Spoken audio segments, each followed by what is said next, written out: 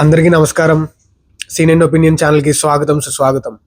ఒకవేళ ఇది మీరు ఈ వీడియోని ఫస్ట్ టైమ్ చూస్తున్నట్టయితే, లేదా మన ఛానల్‌లో ఇదే మీ ఫస్ట్ వీడియో అయితే ఖచ్చితంగా లైక్ చేయండి, సబ్స్క్రైబ్ చేయండి, షేర్ చేయండి. ఈరోజు మనం ఏ సినిమాకి రివ్యూ ఇవ్వబోతున్నాం మీకు తెలుసు కదా? మీకు తెలుసు కదా? అదే. తెలుసు కదా, సినిమా టైటిల్ పేరే తెలుసు కదా. ఇంతే కామెడీగా ఉంటుంది సినిమాలో కూడా. టైటిల్ వచ్చినప్పుడు టైటిల్ ముందర వచ్చే డైలాగ్ కూడా ఇంతే ఫన్నీగా ఉంటుంది. సో గైస్, రివ్యూలోకి వెళ్ళే ముందర నేను మీకు ఒక ఫన్నీ ఇన్సిడెంట్ చెప్తాను. నాకు నేను జరిగింది. థియేటర్లో వెళ్ళి కూర్చున్నాను, యాడ్స్ అయిపోయి సినిమా స్టార్ట్ అయింది. సినిమా స్టార్ట్ అయిన గంట సేపు అనుకుంటా ఎండ్ క్రెడిట్స్ రోల్ అయిపోయాయి. అప్పుడు అర్థమైంది, ఫస్ట్ సెకండ్ హాఫ్ వచ్చి వేసాడు, ఫస్ట్ హాఫ్ వేయలేదని. ఆవిడ కరెక్ట్ గానే చెప్పిందిరా. చాలా సేపు సస్పెన్స్ తర్వాత నాకు కూడా అర్థమైంది. యాక్చువల్లీ సినిమా చాలా అబ్రప్ట్ గా స్టార్ట్ అవుతుంది, సడన్ గా స్టార్ట్ అయిపోతుంది.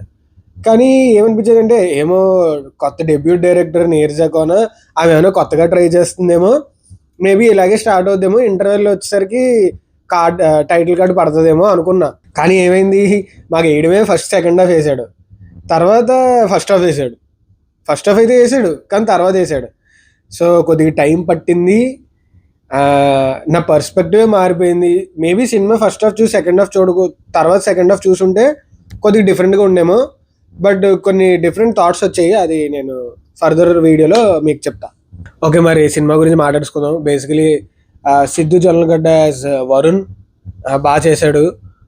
మీకు చూసినంతసేపు ఎలా ఉంటుందంటే, యాక్చువల్లీ ఆ స్టిల్ ఇప్పుడు రవితేజ గారు రాజా ది గ్రేట్ సినిమా అయ్యాక ఎలా కొద్దిగా ఇన్ఫ్లుయెన్స్ ఉండిపోయింది, కెమెరా వైపు చూస్తున్నా చూడనట్టు ఉంటుంది. అలా సిద్ధు జొన్నలగడ్డ ఇంకా డీజే టిల్లు లాగే కనిపిస్తాడు కొద్దిగా, but he's trying to not go in to that, అలా కొద్దిగా అలా ఉంటుంది అనమాట. సో అది పక్కన పెడితే యాక్టింగ్ బాగా చేశాడు.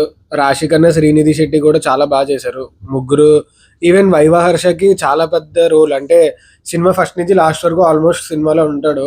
So it's a plus point for him. And ఇద్దరు కలిసి కొద్దిగా ఫన్ జనరేట్ చేశారు, but not on a huge scale, small ఇంపాక్టే ఉంటుంది, కానీ ఫన్నీగా ఉంటాయి చిన్న చిన్న లైన్స్. అండ్ ఎడిటర్ బాబోయ్ చాలా డార్క్ అసలు. ఫస్ట్ హాఫ్లో కొన్ని ఎడిటర్ సీన్లు ఉంటాయి, ఎంత డార్క్ ఉంటాయంటే నేను షాక్ అయ్యాను. ఓడి అమ్మ, ఏంట్రా ఇది ఇంత ఘోరంగా ఇలా ఎడిట్ చేశారు, చాలా funny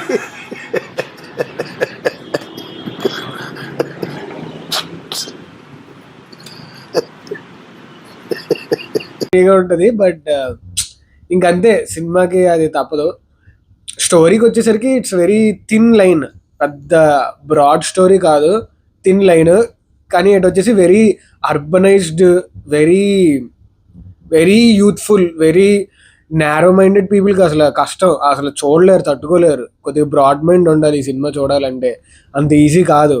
so Neeraja Kona as a debutante చాలా సాహసం అనే చెప్పాలి.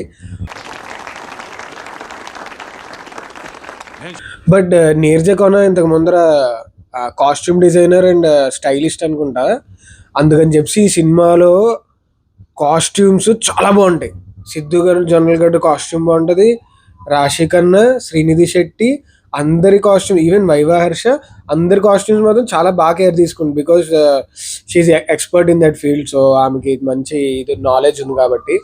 అండ్ 2 సాంగ్స్ నేను ఫస్ట్ టైం విన్నాను, సాంగ్స్ 2. మలికా గంధ చిన్న బిట్టు విన్నాను అంతే తప్ప ఫుల్ సాంగ్ వినలే, కానీ చాలా బాగున్నాయి. ఈవెన్ బీజిఎం కూడా తమన్ వెర్స్టాలిటీ చూపించాడు. అంటే మొన్న ఓజీతో మాస్, ఇప్పుడు దీంతో లవ్ థీమ్. నాకు ఎందుకో అప్పుడు తొలి ప్రేమ, వరుణ్ తేజ్ తొలి ప్రేమ, ఆ డేస్ గుర్తొచ్చాయి. అలాంటి మెలోడీ మళ్ళీ ఇచ్చాడు అనమాట తమన్. 1 or 2 సాంగ్స్, ఒక బ్యాక్గ్రౌండ్ స్కోరు, ఒక ఇంగ్లీష్ సాంగ్ ఒకటి ఉంటుంది, ట్రైలర్లో ఉండేది అనుకుంటా. సో చాలా బాగున్నాయి. తమన్ అతని డ్యూటీ అతను చేస్తాడు.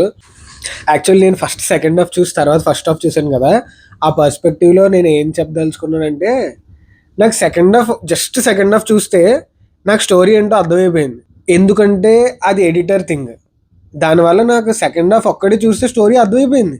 నేను ఫస్ట్ హాఫ్ చూడాల్సిన అవసరం లేదు. కానీ సరే తర్వాత వేసాడు కదా, ఫస్ట్ హాఫ్ ఎలాగో మిస్ అయ్యాం కదా అని.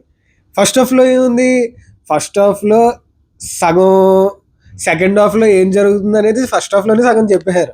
సో కొద్దిగా చాలా వింతగా అనిపించింది, కొత్తగా అనిపించింది యాక్చువల్లీ. సో సెకండ్ హాఫ్ ఏమో ఫస్ట్ హాఫ్ చూడకపోయినా సెకండ్ హాఫ్ చూస్తే మీకు స్టోరీ తెలిసిపోద్ది. ఫస్ట్ హాఫ్లో ఏం చెప్తాడంటే సెకండ్ హాఫ్లో సగం స్టోరీ ఫస్ట్ హాఫ్లోనే చెప్పేస్తాడు. ఏదో కొద్దిగా వింతగా ఉంది, ఎందుకంటే నేను ఎప్పుడు ఏ సినిమా అలా చూడలేదు. అది నా మిస్టేక్ కాదు, pure theatre mistake. But yeah, అది నాకు ఒకటి పర్స్పెక్టివ్ అలా తట్టింది. ఈ సినిమా కొద్దిగా డిఫరెంట్గా, అందుకే కొద్దిగా వియర్డ్గా ఉంది. బట్ టు బీ హానెస్ట్ అది ఎడిటర్ ప్రాబ్లమే, ఎందుకంటే సెకండ్ హాఫ్లో చాలా రెపిటేటివ్ సీన్స్ ఉంటాయి. దానివల్ల మీకు ఫస్ట్ హాఫ్ చూడకపోయినా పైసా కూడా ప్రాబ్లం పడదు. అండ్ నెక్స్ట్ వచ్చేసి ఇప్పుడు కమర్షియల్ సినిమాకి అర్థం చేసుకోవచ్చు, కానీ ఒక లవ్ మూవీకి కూడా అన్నిసార్లు స్లో మోషన్ ప్లస్ ఆ బీజిఎం అన్నిసార్లు అవసరం లేదు. అది కొద్దిగా ఎందుకు అంత అవసరం లేదనిపించి, ఎందుకు అసమాడికి మొత్తం మీద అంటే ఏంది, ఎందుకు ఇవన్నీ ఎందుకు బాగానే చేసుకుంటున్నావు కదా సినిమాలు. ప్రతిసారి స్లో మోషన్, ఇలా లేస్తే స్లో మోషన్, ఇలా కాలు ముందర పెడితే స్లో మోషన్, ఇలా పక్కకి హెడ్ టర్న్ చేస్తే స్లో మోషన్, అన్ని స్లో మోషన్ ప్లస్ బీజిఎం అవసరం లేదనిపించాయి. అంటే గేమ్ చేంజర్లో ఉండదు చూడండి, అలాగా అదొకటి అన్నెసెసరీ అనిపించింది. అండ్ స్టోరీ ఎక్కువ పీపుల్కి వెళ్ళదు, ఖచ్చితంగా బ్రాడ్ మైండెడ్ పీపులే. అంటే మల్టీప్లెక్స్ ఏ సెంటర్స్లోనే, బీసీ సెంటర్లో కొద్దిగా కష్టమే. సో ఓవరాల్గా మూవీస్ గుడ్ వాచ్. అంటే ఒక కొత్త ట్రైల్ తెలుగు సినిమాలో, అండ్ వెరీ సాహసమైన సబ్జెక్ట్ కాబట్టి overall is good watch. One time చూడొచ్చు ఖచ్చితంగా. సో అంటిల్ నెక్స్ట్ టైం, టాటా, see you, bye bye, take care.